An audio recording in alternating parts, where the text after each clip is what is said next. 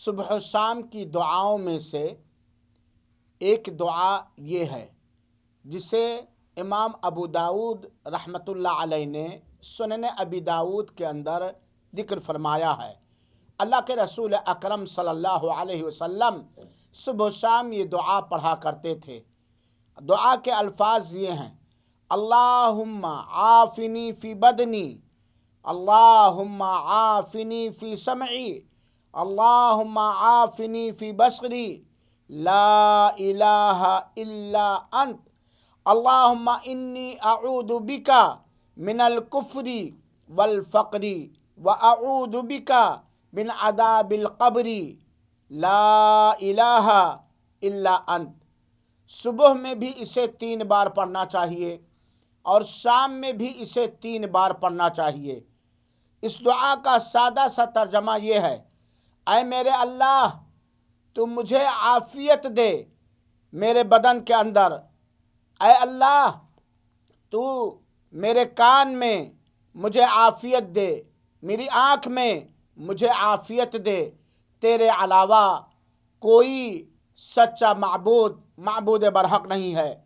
اے میرے اللہ، میں تیرے ذریعہ کفر اور فقر و فاقہ محتاجی سے پناہ چاہتا ہوں، اور اے میرے اللہ، میں تیرے ذریعہ قبر کے عذاب سے پناہ چاہتا ہوں۔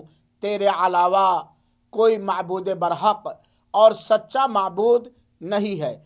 اللہ کے رسول اکرم صلی اللہ علیہ وآلہ وسلم پابندی کے ساتھ صبح میں 3 مرتبہ یعنی فجر کے بعد 3 مرتبہ، شام میں یعنی عصر کے بعد 3 مرتبہ اس دعا کو پڑھا کرتے تھے۔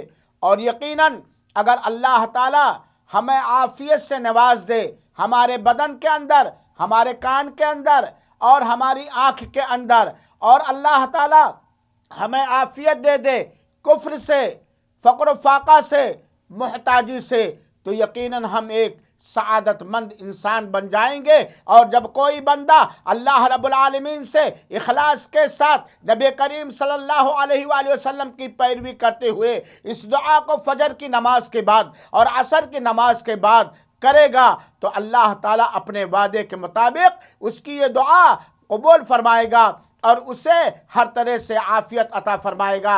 اللہ تعالی ہمیں ان دعاؤں کو یاد کرا دے اور پابندی کے ساتھ پڑھنے کی توفیق عطا فرمائے اور قبول فرمائے۔ آمین۔ والسلام علیکم ورحمۃ اللہ وبرکاتہ۔